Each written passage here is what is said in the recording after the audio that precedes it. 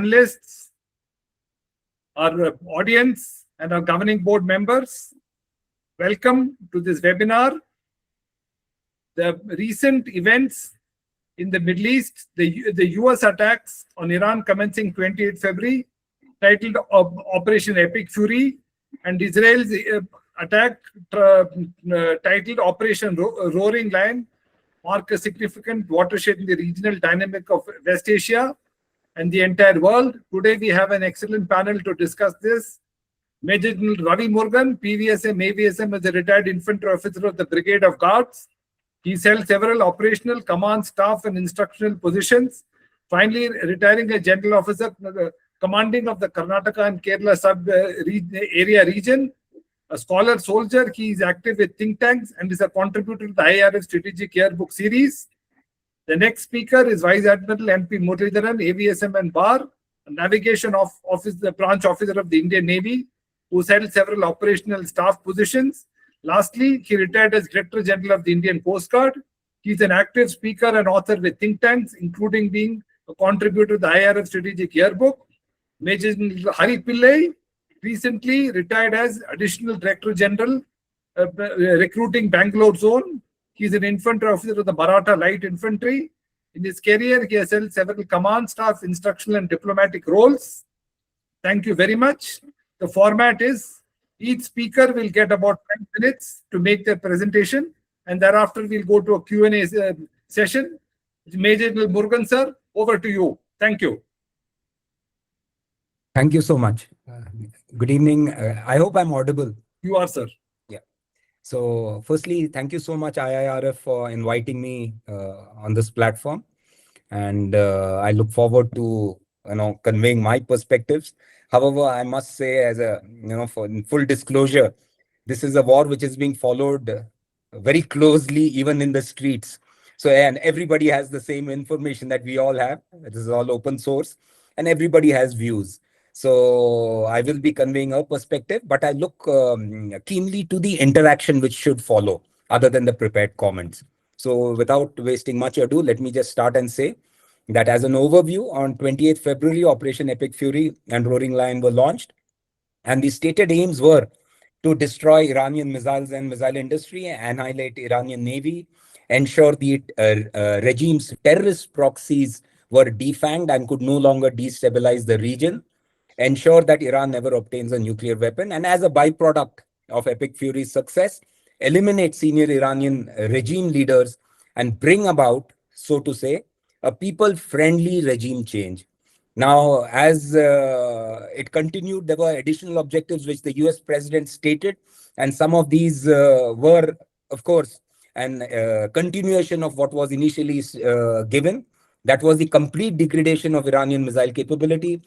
Then it extended on to destruction of Iran's defense industrial base, then eliminating the Navy Air Force, including anti-aircraft weaponry, and again, pushing Iran as far away from acquiring a nuclear capability as feasible.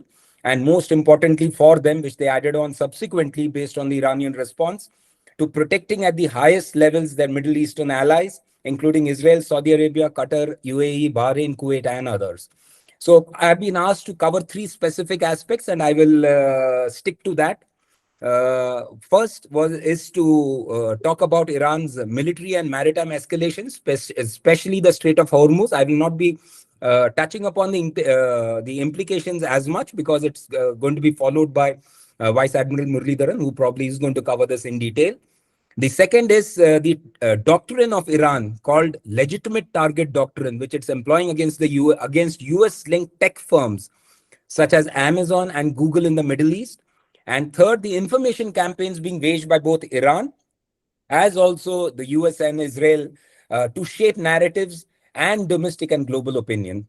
So starting with the Iranian response, since the beginning of the 2026 Iran war, which was marked by large-scale missile exchanges, drone attacks, and strategic strikes on key infrastructure, I have written on this actually, and it got published about 2 or 3 months ago, that recent conflicts are all following the same template and model. I term this as a standoff mid-spectrum paradigm.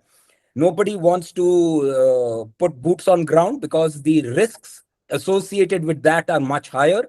And technology, there is a convergence of technology today, which allows you to inflict and deliver operational effects using standoff weapon systems by virtue of these sensors and the information technology available, which makes it that precise. So this is in continuation, which what we have been seeing in Nagorno-Karabakh, what we have been seeing in Ukraine 1, Ukraine 2, what we have been seeing in Op Sindoor, and Azerbaijan, Armenia.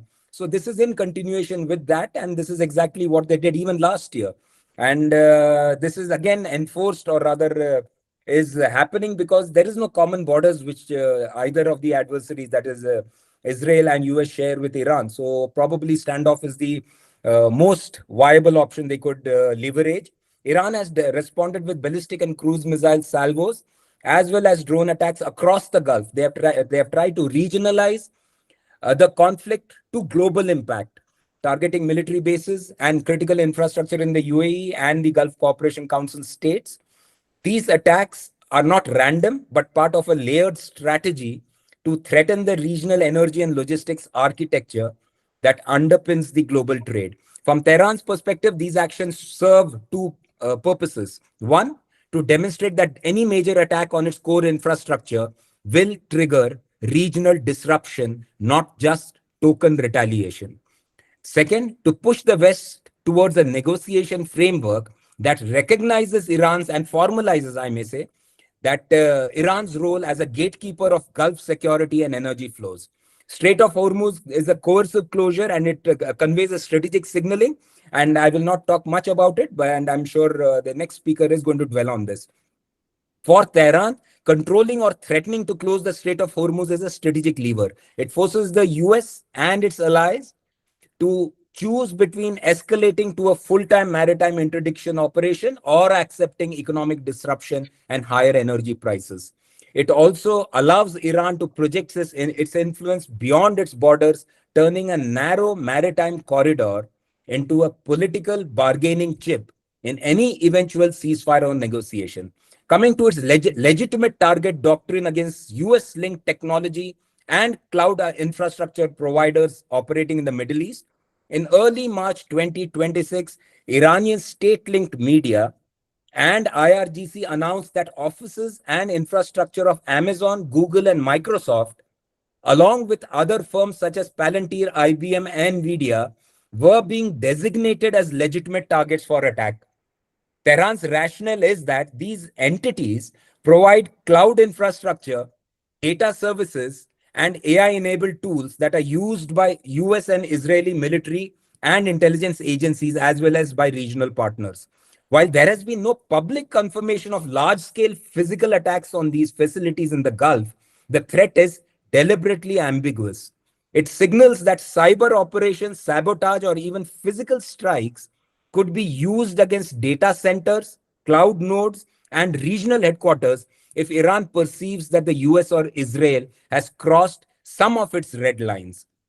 It also serves as deterrent messaging to Gulf partners hosting US technology infrastructure that their own economic and digital security may be exposed if they remain tightly integrated into Western-centric digital architectures.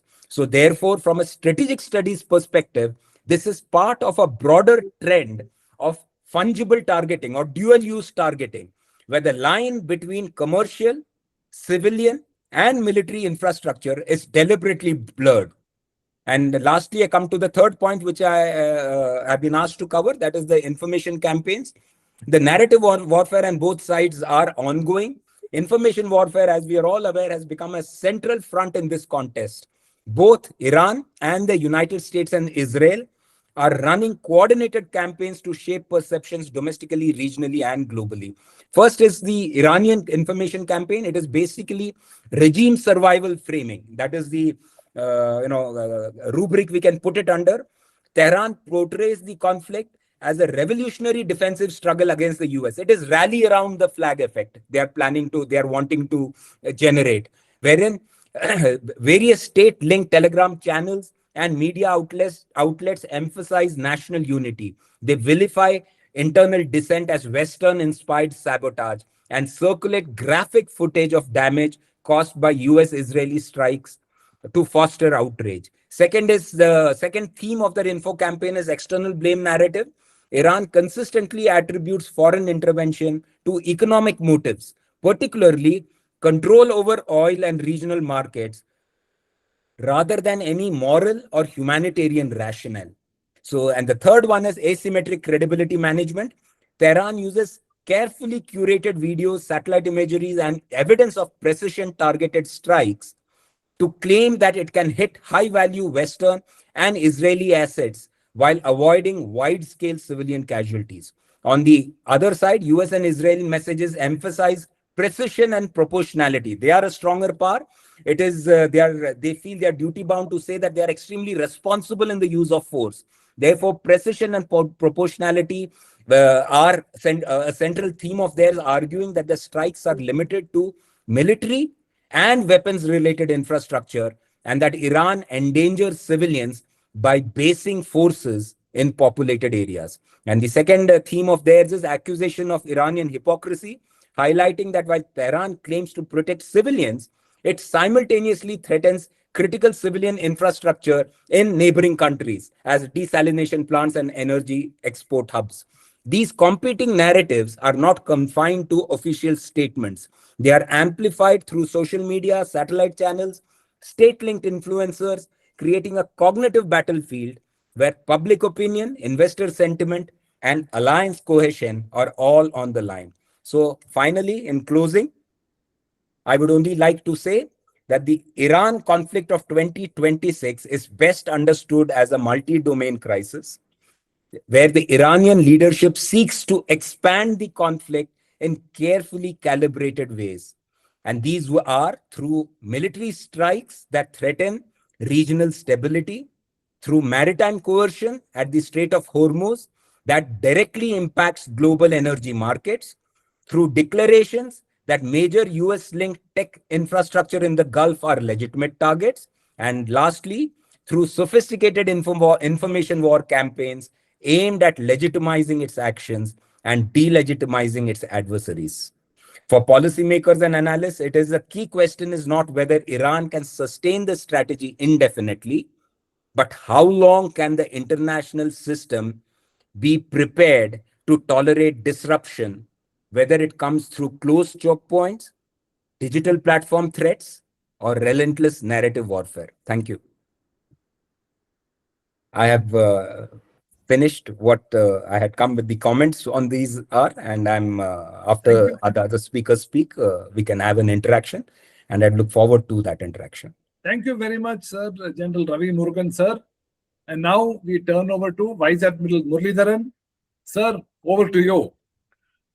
Thank you. And thank you very much for inviting me. And it's always a pleasure to join you all. Now, let me start in the maritime perspectives of this whole conflict. As you're all aware, oceans over centuries have united diverse cultures and dispersed people around the world, connected nations of various size and economic and military stature. More recent history, we have seen that control over the oceans are going to play a crucial role in shaping. Sir, do you want to share your presentation? Sorry, sir. I'll just show those slides after some. Okay, sir. Because it's not linked directly to this. After I finish the part, before I come to that, I want to show that we can get it. Now, basically, dawn of this century, we also saw many strategic shifts in global politics. And the most significant change was focus shifted from the Euro-Atlantic to the Indo-Pacific. So this region where we live in has become very critical to all major powers. And it's also clear now, as we have seen in skirmishes that are taking place in Gulf area, the piracy attacks, etc., that any threat to maritime security or disruption of maritime trade would impact virtually all nations in and around or linked to the Indo-Pacific. Now, Indo-Pacific, as you know, is a multicultural, multipolar region. Nearly 60% of GDP, world's GDP, 65% of population, 60% of maritime trade. And the Persian Gulf, which we are focusing today, has nearly 60% of the world's oil and 26% of natural gas reserves. Now, as per the UN Conference on Trade and Development, Roughly 80% of the global trade by volume and 70% by value is by sea. Of this, 60% goes through the Indo-Pacific. Now, Indian Ocean region, where we live in, which is close, this part of India, has nearly 33% of the world's population and 50% of maritime trade. And today, Indian Ocean region, that means where we are centered, approximately 100,000 ships or over 1 lakh commercial vehicles per annum are going through the area. Now, what's happened in the US-Israel-Iran conflict has actually severely impacted maritime security of the Persian Gulf. Strait of Hormuz traffic is collapsing over 90% due to attacks, threats, and there are blockades that is going on. Iran has restricted shipping for countries supporting Israel or USA, and nearly almost close to 20 commercial vessels are being stuck or being forced to reroute through the Cape of Good Hope virtually every day. Now, what are the key maritime issues, impact of this war, this blockade that's happening? The Strait of Hormuz blockade, Iran has effectively shuttered the vital strait, only allowing non-hostile vessels that comply of our friendly nations to go through the waters. At least 21 maritime incidents have been recorded involving attacks on tankers, bulk carriers, infrastructure, and everybody is looking at a tanker war. Roughly 20,000 seafarers are affected in all this, with over 500 ships virtually waiting in and around the area, which is also, there is also potential shortage of food and fuel for the crew. Iran's use of coastal missiles, drones, and mines has created a high-risk environment, including attacks on offshore infrastructure. The global supply chain is disrupted. The stoppage impacts the global energy markets, cargo, including fertilizers, chemical. We have seen in our India itself, people, but that's partly again a created fear of gas shortages, cooking gas, etc. The extensive use of GPS, automatic identification system, etc., has been reported. And companies now, shipping lines are bypassing the Red Sea, Gulf area, and have raised the cost of freights, and even insurance cost has gone up. So actually, it's a very serious threat to global systems, energy. Now, if you'll be recalled that towards the end of Jan 26, US President Trump announced that a massive American naval armada was heading towards Iran. This came after weeks of speculation that US response to Iranian government's crackdown on protesters. Now, military analysts and strategic observers have identified this naval built-up as a precursor to an imminent war with Iran. Now, all this happened. Now, first of all, what happened was to spearhead an offensive kinetic operations aimed at destroying strategic targets and degrading Iran's capability. Second was to support defensive operations across the region. Iran, on the other hand, despite possessing relatively very modest naval capabilities, was expected to leverage its global positioning by threatening or attempting to block the Strait of Hormuz, thereby disrupting the energy shipping. There are about 20 million barrels of oil per day, which is about 20% of global consumption that goes through this area. Now, as the war has progressed, we can observe that the hostility in the maritime theater were largely in line with the naval strategy of both the belligerents. Naval efforts on both sides have been directed towards achieving strategic objectives.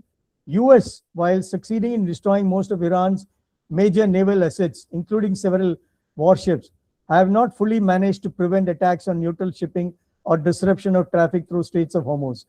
Iran, on the other hand, despite suffering major losses in the initial days, has managed to extend substantial pressure on US by relentlessly targeting shipping passing through the area. Now, US Navy actually targeted Iranian Navy's frontline assets and bases. As per initial reports which came in the open source media, at least 11 frontline vessels were destroyed, which included some of the larger warships. And a Los Angeles class nuclear attack submarine, the USS Charlotte, which was deployed in the Indian Ocean, sank the Iranian frigate Iris Dana off the Sri Lankan coast, but in international waters. And sadly, I was personally there at the the international review that we created in Visakhapatnam, and we saw the ship there participating in the review, which our president reviewed. Now, Central Command, US Central Command announced that 16 Iranian naval mine-laying vessels had been destroyed. Now, while a lot of these claims and the counterclaims are going on, we are still to get the full independent assets of what's managed. Now, while US has been successful in destroying most of Iran's assets, as I mentioned, it has not been able to neutralize the Iranian efforts in the maritime front, and the Islamic Revolutionary Guard, which was established in 1985 as a paramilitary force to supplement the conventional capability of the Iranian Navy, is also conducting a lot of asymmetric warfare. And it was developed to spearhead Iran's, mosquito fleet strategy. That means a large number of small vessels. Now it's reported to have a strength of more than 20,000 personnel, fleet comprising of hundreds of speedboats with an array of weapons which can go and attack anywhere, and unmanned underwater vehicles, etc., unmanned surface vehicles. Now these operate a lot of fast attack craft and with missiles and rockets, so it can saturate a lot of surface ships which are going in the area. Now the narrow Strait of Hormuz, which as you all know is about 33 kilometers wide and about 3 kilometers of shipping lanes are there, allows Iran to disrupt traffic using missiles, fast boats, and even mining. And they claim that they have over 1,000 small attack craft which are under 10 tons, but can actually, by the sheer density, can go and swam the area. Therefore, the US Navy or any other larger ships trying to come into the area are under severe threat. Now, while it can choke all the soak points, now let me also mention that naval engagements between states are governed by laws of armed conflict derived from the Geneva Convention of 1949 and the UN Convention on Laws of the Seas in 1982, and also the San Remo Manual of Armed Conflict of 1994. Now, as per UN Charter, prohibits the use of force, but allows states to act in self-defense if they face an armed attack. So Iran can actually claim that we are doing actually self-defense.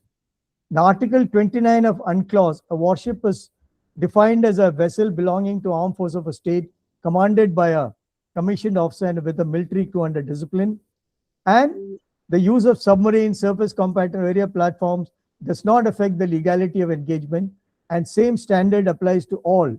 It does not require to assure a prior warning or demand surrender before attacking an enemy warship. The second Geneva Convention specifically regulates actually protection of the wounded, and through articles of UNCLOS also recognizes legal status and immunity of warships and other government vessels which are operated for non-commercial vessels. The second Geneva Convention, again, Articles 12 and 18, parties to do a conflict respect, protect, and collect the wounded and shipwrecked following it. Now, these required to be added by all, but as you know, distress situation arising after naval engagement fall under, while there are humanitarian obligations even during activities. That's so after the sinking of Dana, you find SAR operations conducted by both Sri Lankan and Indian personnel. So let me conclude my remarks here by saying that as the hostilities have continued for nearly a month, the maritime theater is increasingly shaping the war strategic outcome. Despite the US possessing overwhelming superiority over Iran in the naval domain, it has been unable to deter or prevent Iranian disruption of maritime traffic, particularly in the Straits of Hormuz. This is very evident despite President Trump boasting of destruction of Iranian Navy in, I think, on 15th of March 26. He appealed to European nations, other warships, deploy the warship. But most nations, including their closest allies like UK and Germany, have declined to come into this because of the complexities. Now, Iran's selective restrictions on transit shows how geopolitical alignments influence commercial navigation and international trade. While naval engagement in such contexts remain governed by established legal framework, including UNCLOS, which I mentioned, etc., it's a situation that reinforces relevance of humanitarian obligations. Now, these complexities are more detailed with detailed assessment. Overall, maritime implications of the conflict extend beyond the energy flows, and the conflict is actually really concerned about the safety of international maritime routes and the role of naval power in safeguarding them. At present, several Indo-Pacific nations find themselves in a very, very difficult position, debating whether to contribute naval assets to international energy or just keep the Straits of Hormuz open. And finally, I would say that so that is how the situation goes on. And in strategic terms, I would say that attack on Iris Dana carries three broader implications for maritime security in the Pacific. First, it demonstrates the geographic elasticity of modern naval conflict. Imagine the conflict is taking place in the Gulf, but the attack has happened in internal waters of Sri Lanka. So strike can occur far beyond immediate theater of war, potentially drawing states that are not direct participants also into trouble. It highlights the vulnerability of critical sea lanes connecting Indo-Pacific to West Asia. Finally, it reinforces the growing interdependence between regional security theaters. The maritime system sustains prosperity of nations in the region, so we cannot divide it into separate groups. When conflict erupts in one part of the system, the shock waves virtually travel rapidly across sea lanes and connect all these regions. So actually, for us, especially in India and in and around us, the ongoing conflict in West Asia, therefore, more than a distant war, it's a reminder that maritime order, the Indo-Pacific, maybe whatever large, remains deeply connected with events beyond its immediate shores. Now, it's not like the old concept of what happened in during the war in Vietnam or elsewhere. Now, let me just put across a few slides which are to clear the area. And now this is you can see the strategic position of India, where you can see we are actually sitting so many of the strategic areas in this area. And this is the Strait of Hormuz is what has really been troubled. And this is what it is to see a larger picture. You can make it full screen, sir. Security. Okay. Can you see now? Yes, sir. This is then how. Make it slideshow mode, sir. Yeah. Very good. Okay. So this gives you an area of this thing to give you an idea. So that gives you the idea of the entire situation, and then we will discuss rest of the question answer session. Okay. Thank you, Vice Admiral, sir. Thank you very much, and thanks, sir. May I now call on Major General Hari Pillai, sir. Over to you. If you could put on your screen and start speaking. Thank you, sir. Sir. Yes, wonderful, sir. Start the presentation. Over to you, sir. You could put on your camera and talk, sir. Firstly, thank you for inviting me for this talk. And being the third speaker, I do find that there are certain overlaps that I have in the presentation. But I have tried and focused essentially on, the current status, what are the future scenarios and the impacts, both in terms of military, strategic, and economic. That's what I have tried to focus on.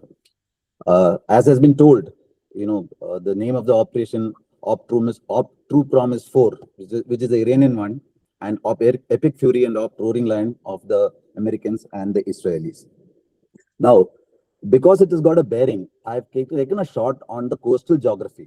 This is because of the reason when you're talking of scenarios, the one which is loudest or which is impending with Trump is threatening his boots on ground with having 10,000 odd Marines and others coming into the Persian Gulf.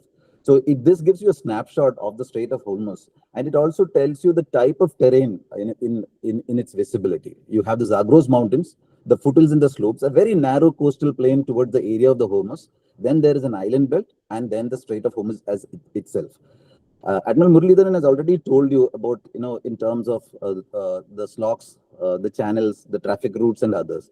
But if you see my slide, I've also on the right put on the name of the island, the Hormuz, the Larak, the Kushim, the big the big island which is astride the strait, the Tund, the Abu Musa, the two Tunds and Abu Musa, and the Kharg, which is the oil outlet or the source or the economic strength of the Iranian regime.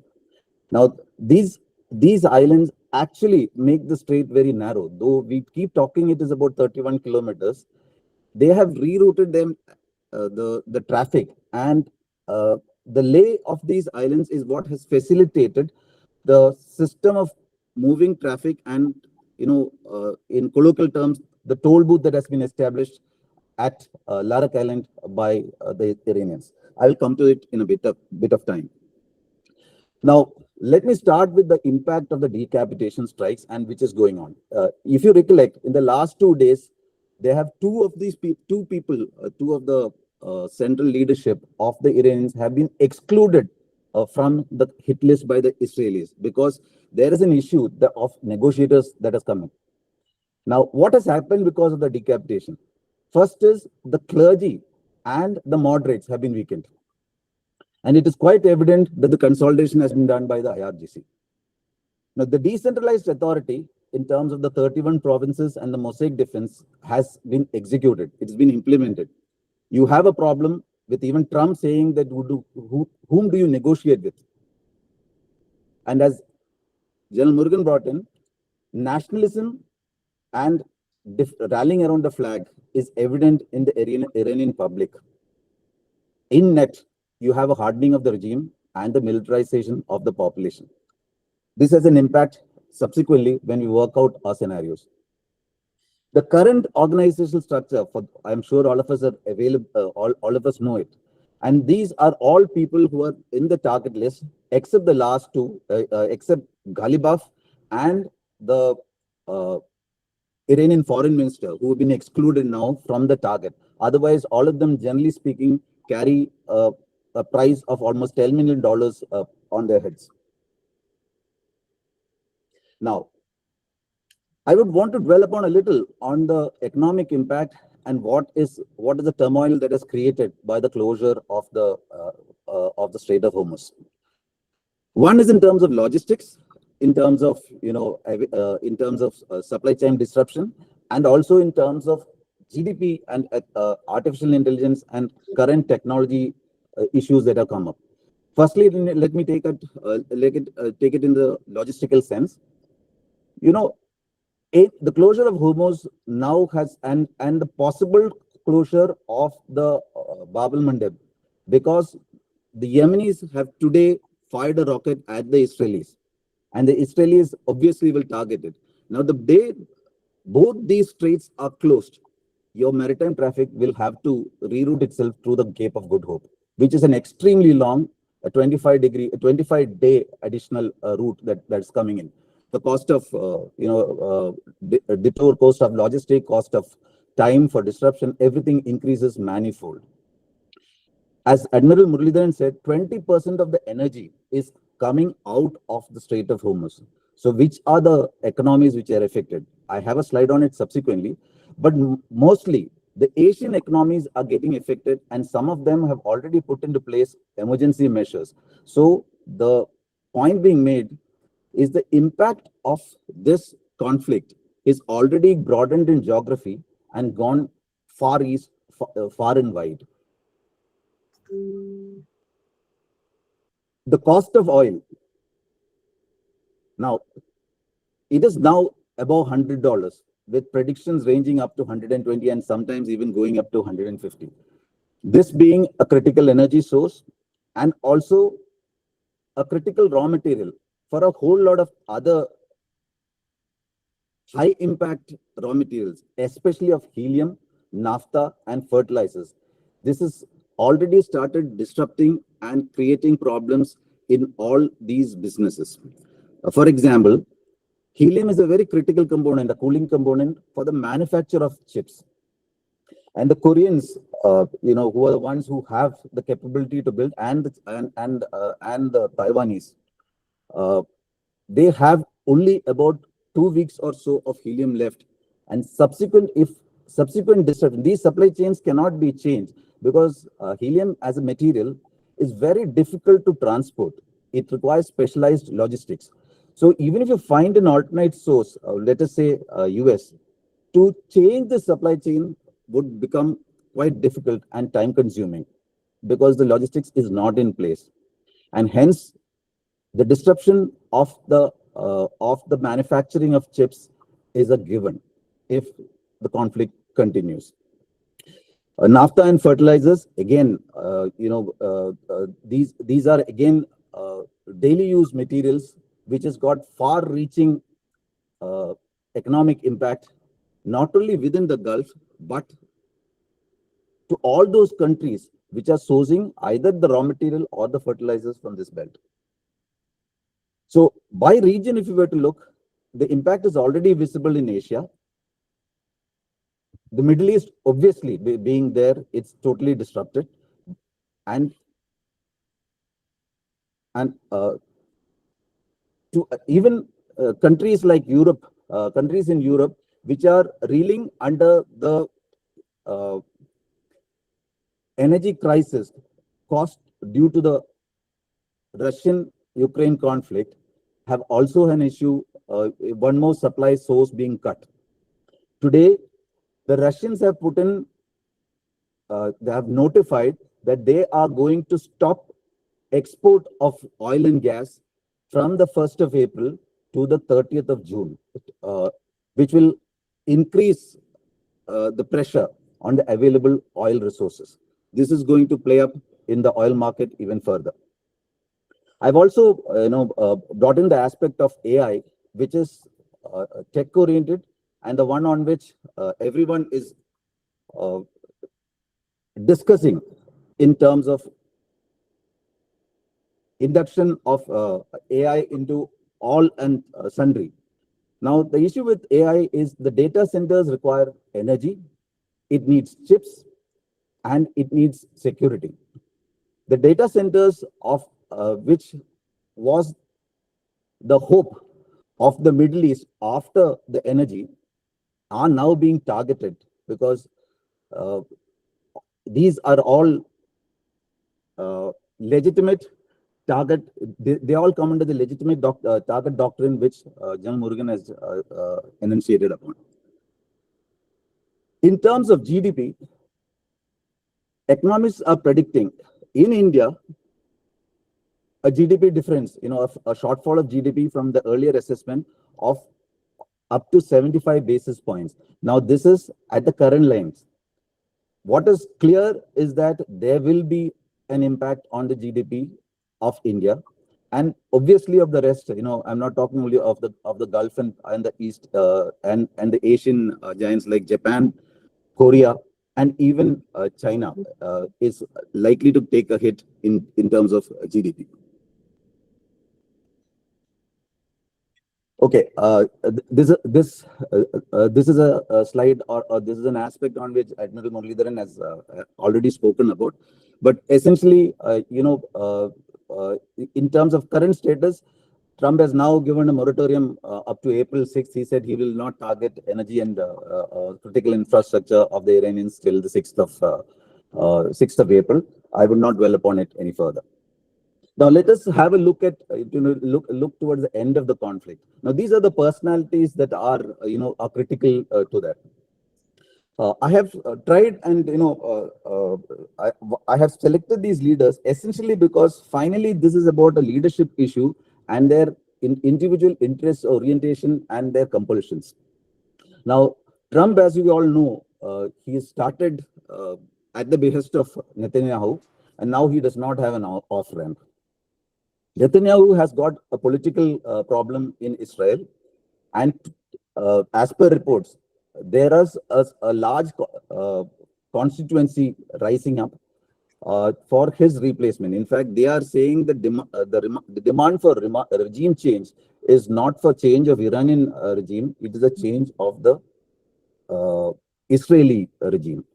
Now, there are senior, while the country is behind him in terms of it is in terms of nationalism and their identity, They are not all foreign in terms of because of the impact and the difficulties that have come up because of this conflict in Israel.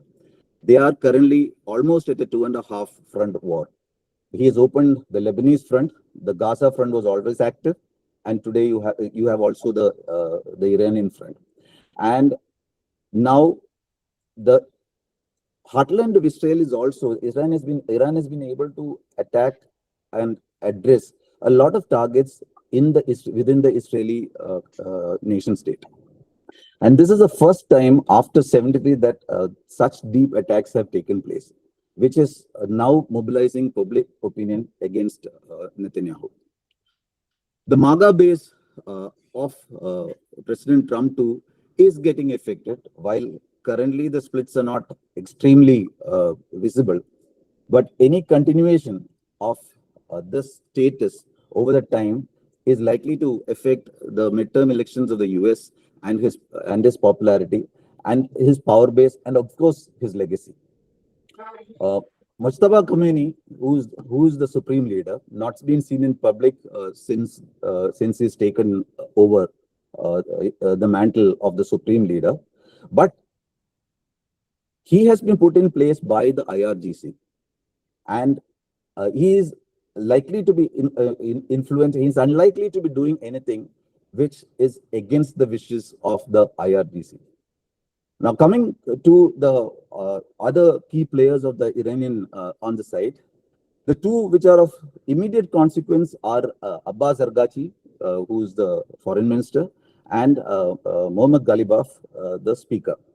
Now, these are the two so-called negotiators, or in a way, the people who can be contacted from outside the regime for any kind of settlement. Ali Laldani, who would have been the best, the best bet for the Western powers, by his elimination, has created a vacuum. Today, it is difficult to know who is negotiating, who is in charge of the negotiations on for the Iranians, and that complicates the matter. The other two powerful people, the replacement for Ali Laldani and the commander of the IRGC, both are now IRGC veterans. The thing is, all these people are hardliners, and they are on record with extreme vitriolic narrative against the United States, and this would have a severe implication on any negotiation that the US or the Western allies are likely to have with the Iranians. Let me also have a word about the interests, the national interests of these of the countries around. On the left, I have clubbed the GCC countries and the neighbors of, including Iran. Now, all of them, both in, especially the UAE and Saudi, by the Iranians targeting their oil infrastructure, threatening their economic interests in the terms of data centers, and also retaliation being spoken of about desalination plants, are at the end of their tether when it comes to their holding back their reactions. Now, most of them, especially these two countries that I said, they are monarchies, and they are not popular monarchies. So any the population at best is tolerating the monarchy, and for the aggravation of the population is likely to create fair unrest in these countries, which is also a concern for these. Obviously, all these countries would like the termination of the war. However, UAE and Saudi Arabia are on record to have approached President Trump to use whatever is necessary to reduce Iran to a level which can be managed by its neighbors, so that there's no damage that Iran can bring upon its neighbors. Now, for the Israelis, this is exactly what they wanted. They want Iran to be reduced to such a level that it is not possible for Iran to influence or to threaten Israel in any manner. That's the end state which the Israelis want. The US interests, while they were with the Israelis initially, and and was got involved at the behest of them, have changed substantially now. They are actually looking for an off-ramp to manage the conflict and with a face-saving exit. India, we have economic interests. We have a diaspora of almost 9 million people in this general area. Now, even if we were to evacuate 10% of it, we would find it extremely difficult. But not to talk about the foreign remittances and the economic impact which would have on our states and other things. So we have an issue in terms of direct economic impact. We have an issue in terms of the GDP falling and because of which unemployment increasing. We have an issue in terms of our energy costs and hence other issues coming. We have an issue in terms of our artificial intelligence, aspirations getting affected because of the lack of both chips and helium. And we have also an impact of our population returning or for a logistic nightmare in case we have to evacuate all these people from the Gulf. China currently, wait and watch. They have. There is also a talk of the Iranian oil being held in Shandong province on terrestrial dumps. Because they are the biggest buyer of Iranian oil, and while condemning the action, especially of the United States, there is no physical support which has been given either by Russia or by China to the Iranians. However, both in terms of intelligence, in terms of targeting, as well as in terms of geospatial intelligence and situational awareness, it is quite evident that there is some support which is being given to the Iranians because of their precise targeting, which they are able to do of both the Israelis and the GCC states, especially of their infrastructure and terminal guidance. There is also talk of the Russians being, using the Caspian Sea route to give them AD equipment, which the Israelis have now targeted. And however, it shows evidently that the Russians are interested and would like to support Iran without, at this point of time, without a direct escalation. Now, what are the escalation risks? The escalation risks, as of now, in terms of geography, we have seen Iran trying to target up to the Digo-Garcia. Now, these are surprising because earlier said the maximum range that was attributed to Iranian missiles was about in the range of 2,000 odd kilometers. What has now happened is Digo-Garcia is at a distance of 3,700 kilometers from the Iranian mainland.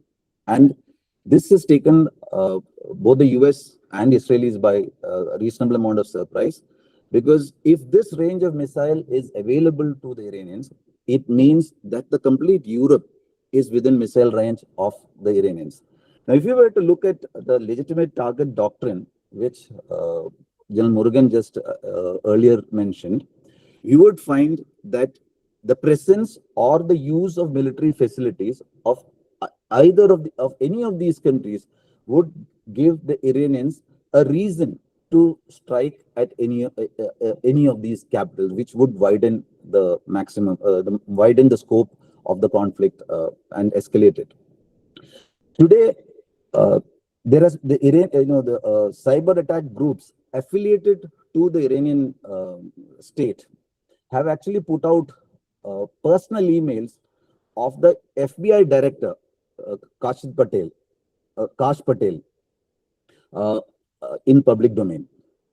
This is again another demonstrated capability which has implications. They are also while illustrating their capability, they're also telling that everybody associated with the West is legitimate target and nothing is off the table. I've also put in a nuclear nuclear escalation risk. This is in both this is in the context of the US targeting the energy infrastructure of the Iranians, as well as the Iranians targeting Dimona of the Israel. Now, both these have, if and when a direct strike takes place on these facilities, there will be catastrophic damage not only to the facility but to the entire geography, and it is a high risk as per the both as per the United Nations as well as by IAEA. Now, I've also said another risk in terms of balkanization. If let us say that the American and the Israeli plan of of the fracture of the Iranian Republic does take place, the current structure dictates that all the 31 provinces would be independent. They are because of the principle of the mosaic defense.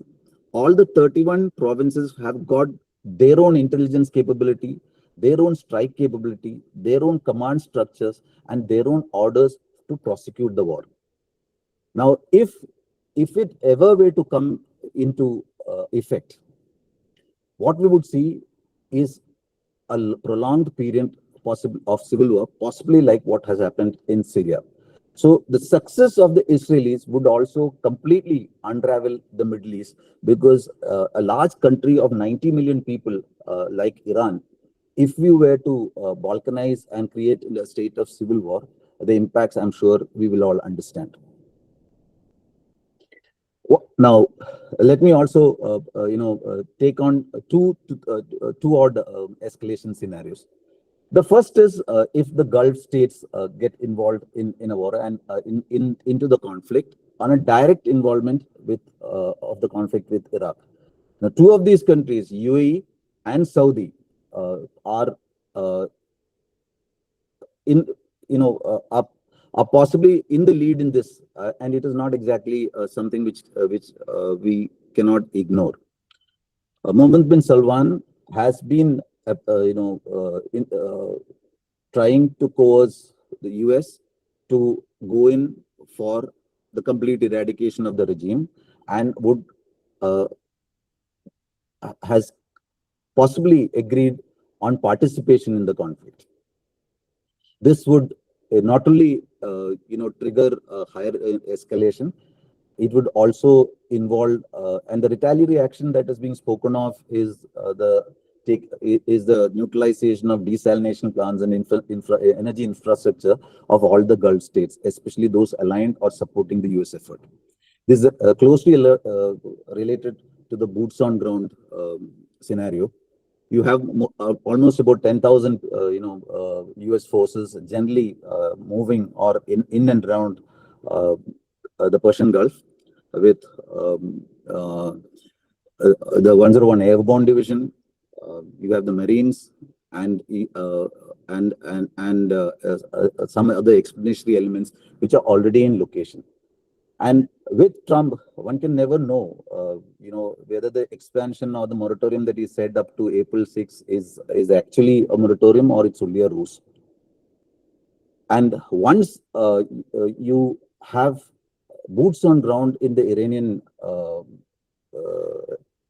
Republic, it would create, it's an old civilizational state of 90,000 people with a with a 2,500-year-old history, with extremely nationalistic ment of people. Any boots on the ground is unlikely to, end in anything, any resolution fast.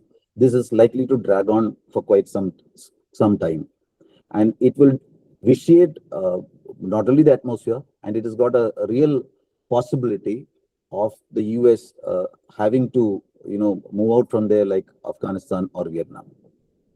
And lastly, the wait and watch people or the other powers which are of China and Russia directly getting involved in, which would be the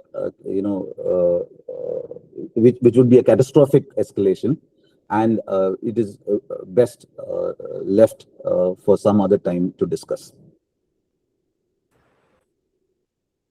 I have, I've tried to give an overview of the whole scenario in the time allotted to me. While Trump went in almost, possibly on a hubris, having won the Venezuelan, escalation, he did not expect uh, uh, or did not plan for 30 days. Today it is 30 days to a day since the time the Americans actually Americans and the Israelis started the operation with the decapitation strike. And today he does not have an off-ramp. He has got a problem at home with, gas in the US having, been the costliest ever, with no end in sight of his supply lines being restored, and the MAGA base and the rest of the people, and looking at him anxiously, and his legacy and the midterm elections both being at risk. So with this, I close. Thank you. Thank you very much, sir. Major General Pillai, thank you. And stop sharing your screen, sir. I think that's been an excellent discussion. All three panelists have given an extremely novel view, a unique perspective, if one may say. And now open to questions. The format is whoever wants to ask questions, please raise your hands and you will be called to ask a question. I think Group Captain Mehta, would you like to start? Arun Suresh, young man, please put on your camera, unmute yourself and ask the question. Put on your camera and ask. Hello, am I audible now? You are audible, yes, you are. Yeah. Good evening, everybody. My name is Arun. My question remains the fact that Trump is saying that he is going to be having a deal with Iran soon, based on a 15-point fact list. And after Iran striking all its Arab neighbors, the Arabs are quite scared. What would happen? Will the Arabs push Trump to put a lid on Iranians' missile, drones, and their nuclear capabilities? But if that does not go through, will the Arab neighbors be more militarized, or will they look for defense deals like the way the Saudis went with Pakistan? Now, assuming Bahrain, Qatar, except UAE, all goes with the defense deal with Pakistan, what will be the implications for India after that? Will India have to be more militarized, or will it be a threat for India? Because Pakistan will get more funds to give protection for them. That's my question. Thanks. Thank you. Okay, who would like to take that question? We'll come to Group Captain. Sir, we'll come to you.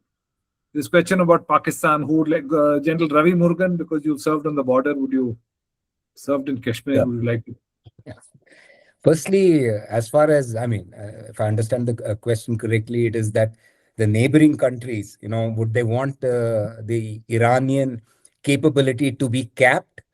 And then if that doesn't happen, would they go in for more militarization or for deals with Pakistan, if I understand that, or with other countries, if I understand the question correctly? Yes, sir. That's the So question. first and foremost, the inevitability of it is obviously they would want the Iranian capability to be capped because it suits them. Ultimately, when you look at it, this is, these are Sunni majority countries, and Iran is the leader of the Shia majority or the Shia population in the Middle East.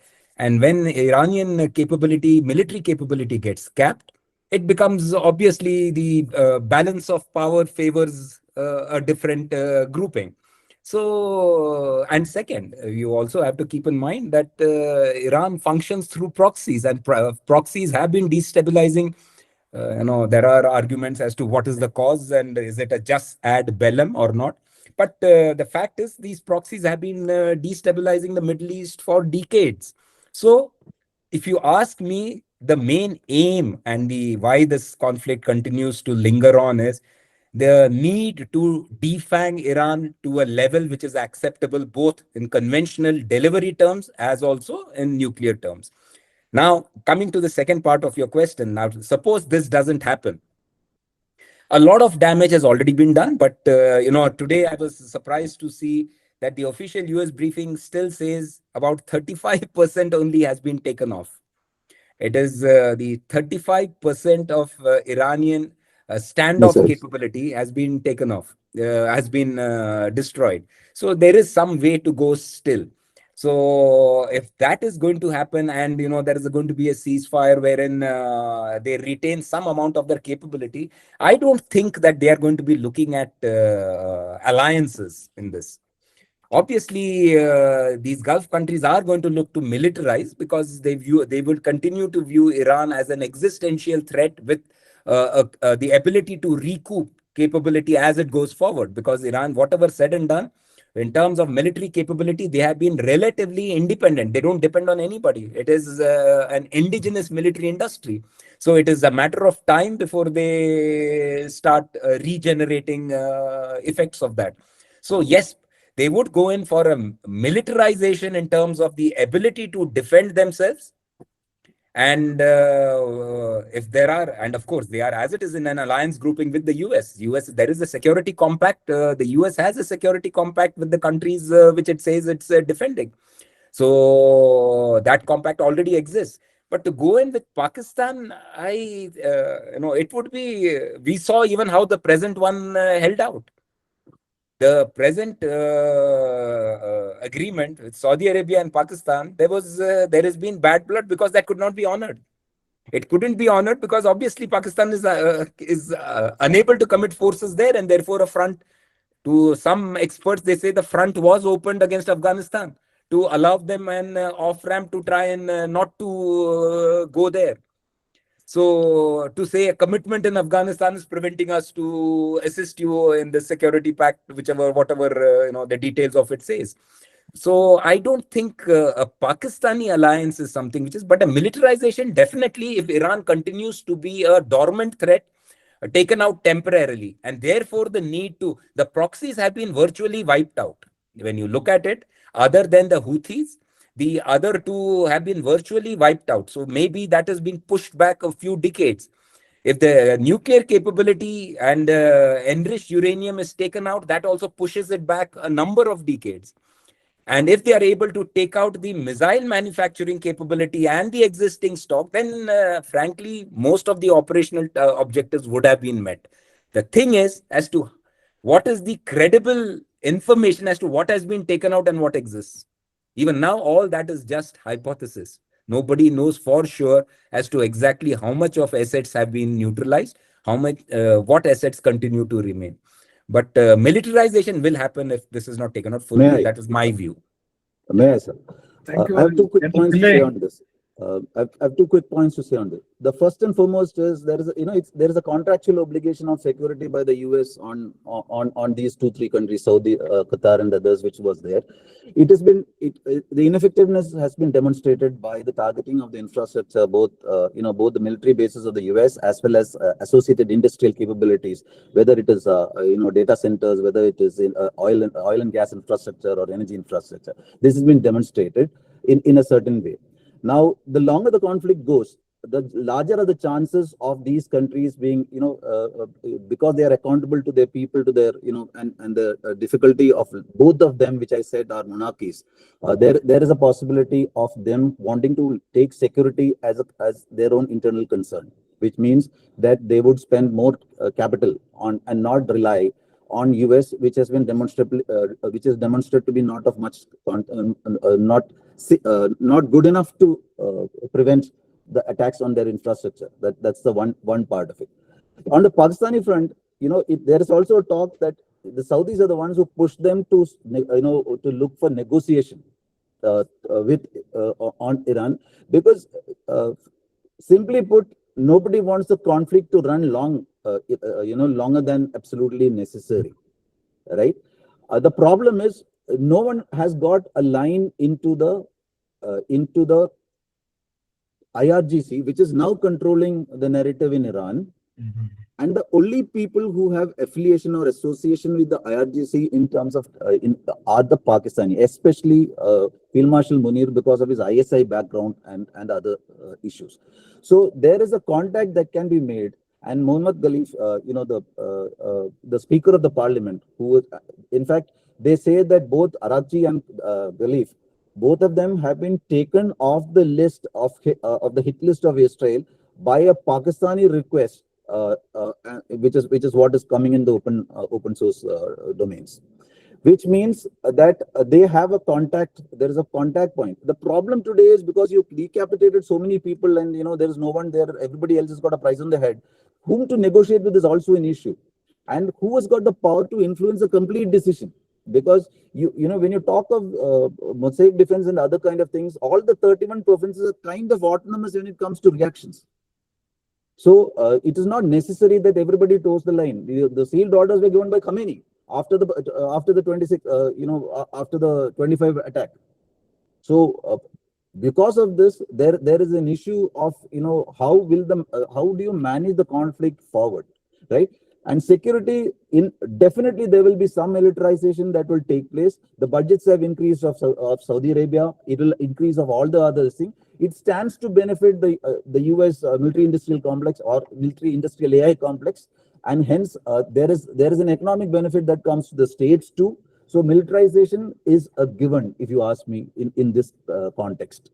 Right? Thank you. And that is what we're seeing. And it's not only about those states. You possibly are going to see this playing in a wider geography. Thank you, sir. I think Group Captain had something to say, sir. Group Captain, sir, over to you. Is it okay? Can you hear me? We can, sir. Well, please ask your question, sir, or make your comment. Okay. First of all, my compliments to all the three speakers for having given us a very good overview of what is happening in the Gulf, in the Middle East. My question is to Admiral Muralidharan, sir.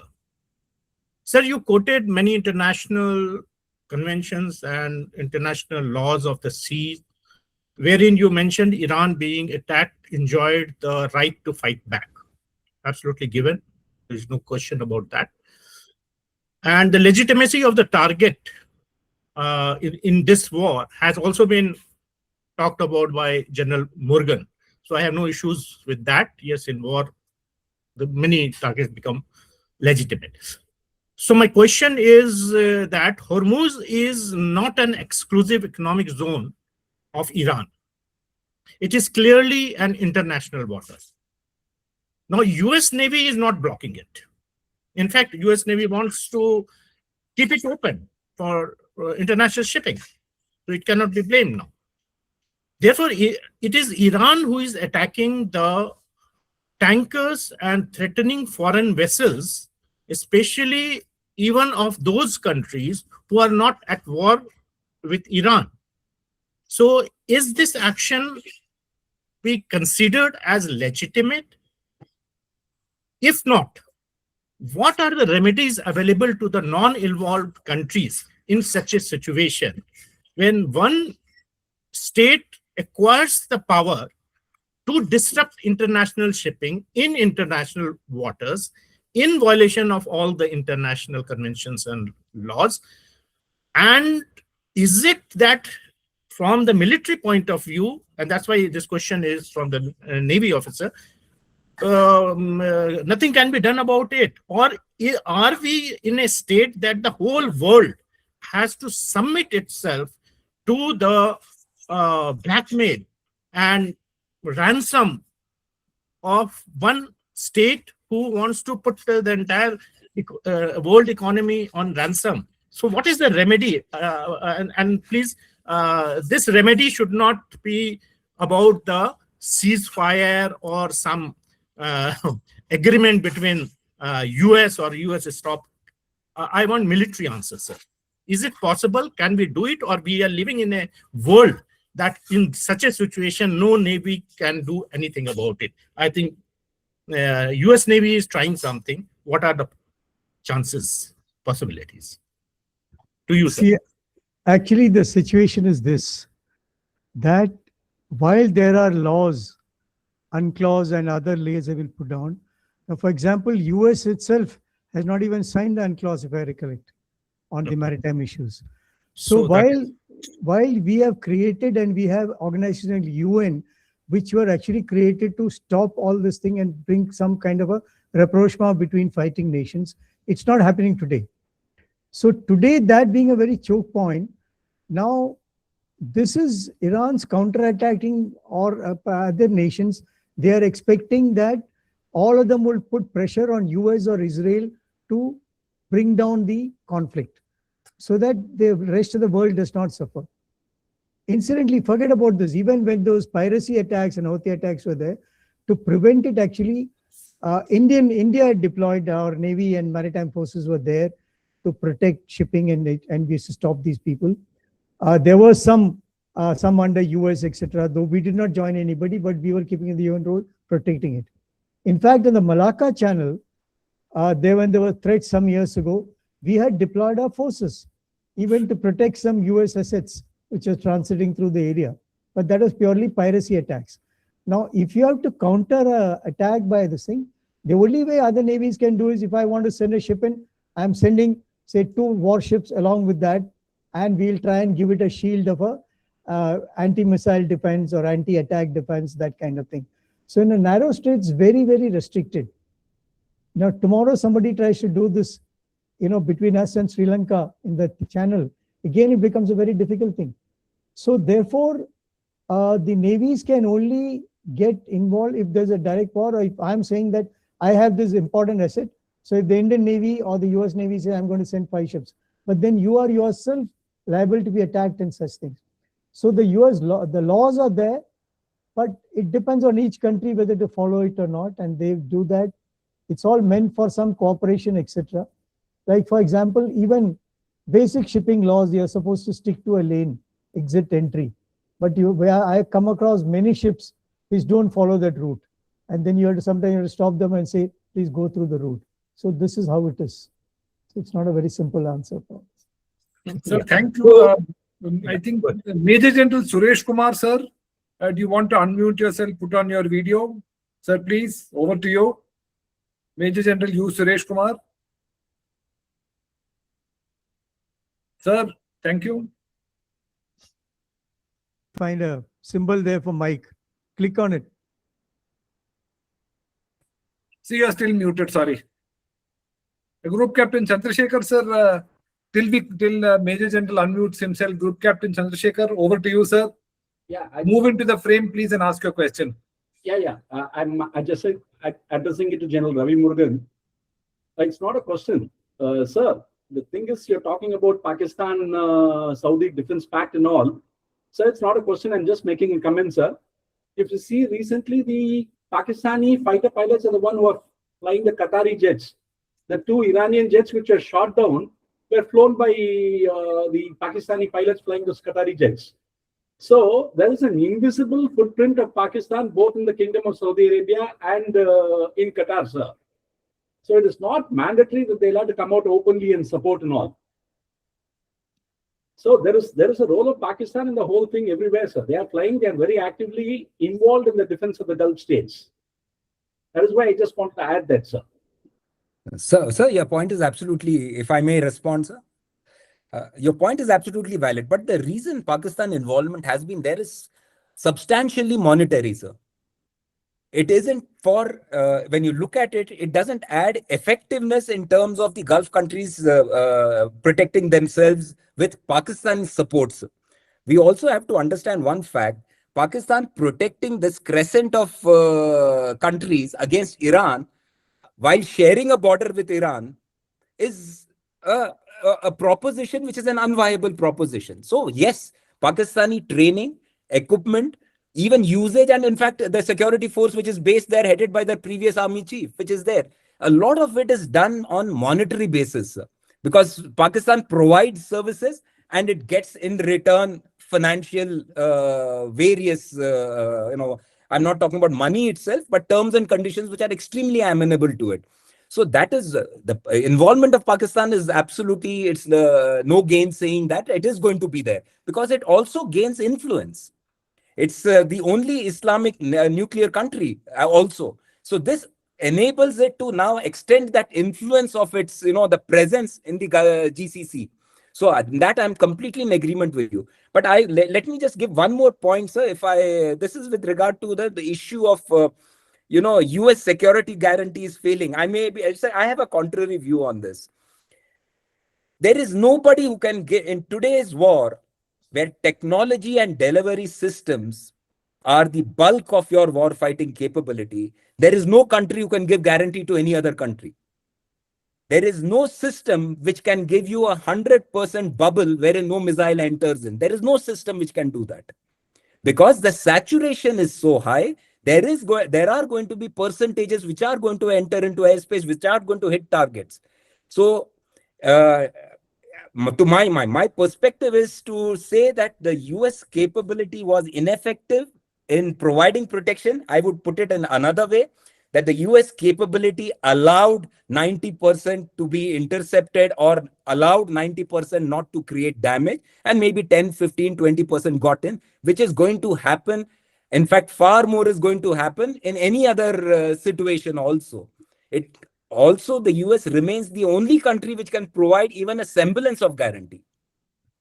Yes, there are again financial interests involved. There are again weapon systems which will flow. There will again be exchange of billions of dollars. But the fact is that these have proven effectiveness. So that will continue to be there, and we will have, I mean, there is no one who else who can provide guarantees like this, guarantees which the US provides. That is my personal views. Okay, I'm once again turning to the audience, to our own governing board members and President Sir, you or Colonel Madhavan, or any of our other guests who are here. Would any of Air Commodore Jory or Commander Sri Kumar, would any of you want to add anything? Would any of you want to say anything? General DP Matthew, would any of you want to? Brigadier General Pandalai, would you all want to add anything here? President Sir, unmute yourself if you want to talk, please.